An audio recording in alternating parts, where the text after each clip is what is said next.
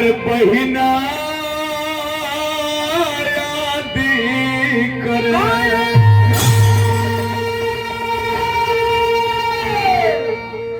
बीच सभा में अरे बहिना बेचारी अरे तड़पे रही है दुख की मारी अरे मेरी जती लुटी न जाए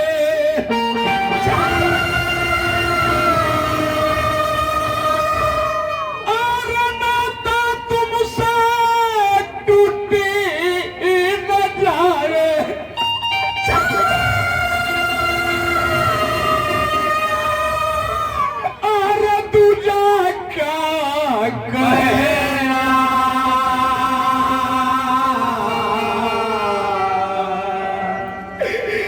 बहना यादी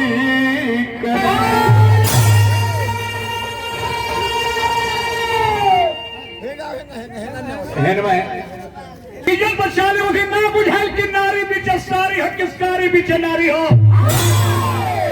दुशासन चीर खिंचत खिंचत बेहोश होके गिर गई भगवान कृष्ण सदैव आके दर्शन देने द्रौपदी कहले बहिना बहिना आँख उघार निहार तुही बहिना के गुहार में भाई खड़ा अरे आचर फारी तुही बंधलू अंगुरी में निशानी पड़ा कपड़ा अब लाज तहार ब्याज में राखो अमूर तहार पड़ा कपड़ा आँख खोल के देख बहिना देख और द्रौपदी के लाज बचे के दूगो कारण यही जे रक्षाबंधन हमने के कही ले जाए प्रसंगवा के जब शिशुपाल बद भगवान कहनी तो चक्र सुदर्शन से अंगुरी छिला गई द्रौपदी अपने आंचल फाड़ के ताक से बांध दिली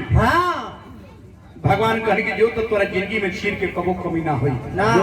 एक बार दुर्वासा से स्नान करते रही यमुना में आ बाबा के लंगोटी खुल के दहा गई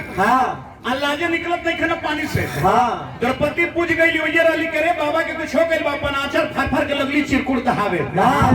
एगो चिरकुट पर पकड़ाई तो बाबा लपेट करके धन हो बच्चा धन हो अरे तेरा जिंदगी में कबो चीर के कमी ना हुई रे द्रौपदी के लाज बचे के ही दो कारण हो गई है अब लाज बच गई तो धृतराष्ट्र कहता रे द्रौपदी वरदान मांगो मांगो मांगो वरदान मांगो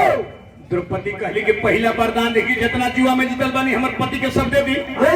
कहली कि वो मस्तू और मांग कहले कि हमरा पति के दास भाव से मुक्त कर दी कहली कि वो मस्तू और मांग कहले कि छत्रानी दू वरदान से अधिक नहीं मांगती नहीं इतने में गंधारी हो जाया गई रोवत कहले कि सैया द्रौपदी के लाज बाचल तो धृतराष्ट्र के सभा में अपशगुन होखे लागल गधा बोले लागल कुकुर रेंगे लागल गंधारी रोक के आके कहत धृतराष्ट्र की सैया दुर्योधना के जब जन्म भय रहे तो कुकुर के बोले रहे तो विद्वान लोग से देखौनी तो लोग कहले कि अगर खानदान के नस्ल में बुंद होकर से बचावे के चाहते तो लड़का के फेंकवा दे लेकिन अपना बेटा के मुंह से दुर्योधना के रख ले लिए राजा जी बाकी सही दाग कुला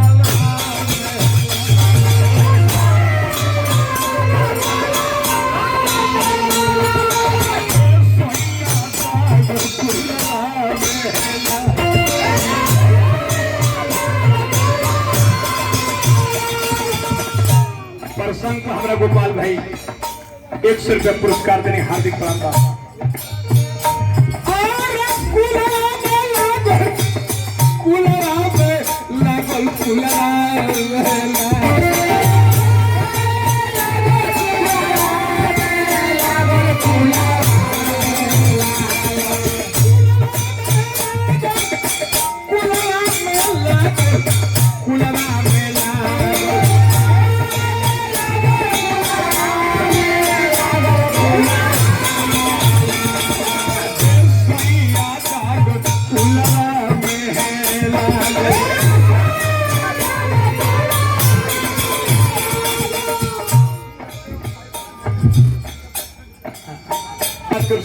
कुलवा के नाश करी